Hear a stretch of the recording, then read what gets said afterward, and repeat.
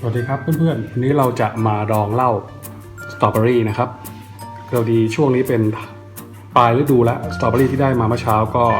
เหลือเจ้าเดียวที่ขายก็ลูกไม่ค่อยใหญ่นะครับผมแต่เราก็จะทำเหล้าสตรอเบอรี่แบบไม่ได้ปริมาณเยอะนะครับก็อันนี้ประมาณน่าจะประมาณครึ่งโลได้มั้งครับแล้วก็น้ำตาลกรวดครับแล้วก็เหล้าขาวนะครับ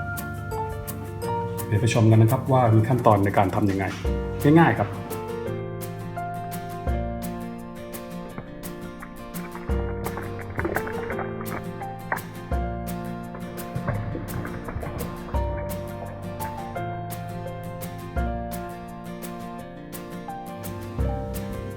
ล้างน้ำนะครับหลายๆน้ำนะครับแล้วก็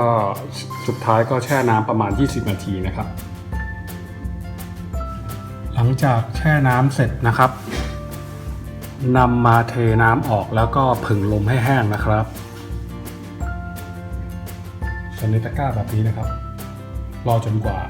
สตรอเบอรี่ของเราจะแห้งสนิทนะครับแล้วก็เอาผ้าเช็ดนำสตรอเบอรี่ที่เริ่มหมาดแล้วมาซับด้วยกระดาษเพื่อให้แห้ง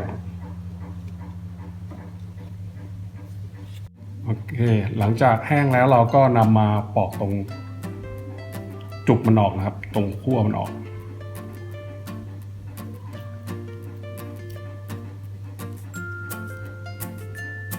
ครับประมาณนี้นะครับ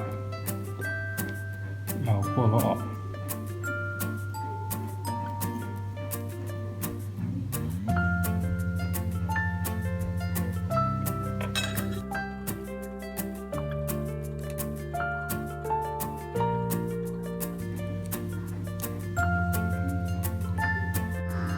หลังจากที่เราเอา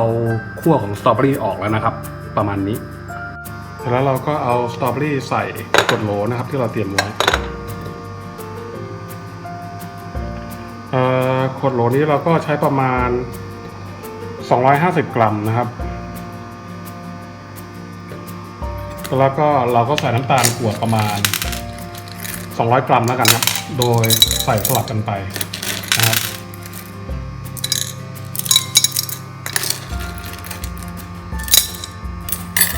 แล้วก็เติมเหล้านะครับหลังจากที่เราเรียงสตรอเบอรี่แล้วก็น้ำตาลกรวดเป็นชั้นละเหล้าที่เราใช้ก็เป็น40 ดีกรีนะครับเหล้าขาว40 ดีกรีนะครับก็เหตุผลที่ใช้40 ดีกรีเพราะว่าแอลกอฮอล์มันแรงเพราะฉะนั้นเวลาใส่เข้าไปในขวดโหลเนี่ยมันก็จะฆ่าเชื้อได้นะครับก็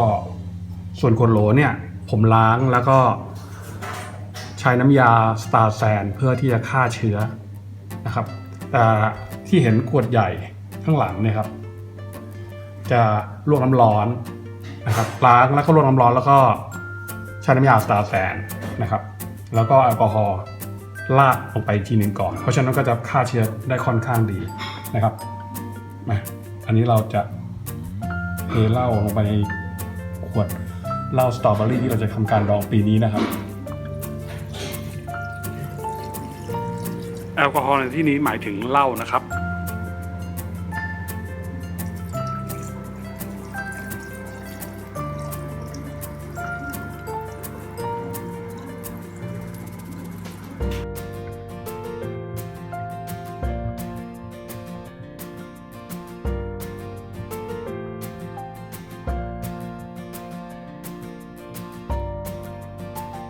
อันนี้ก็เรียบร้อยครับ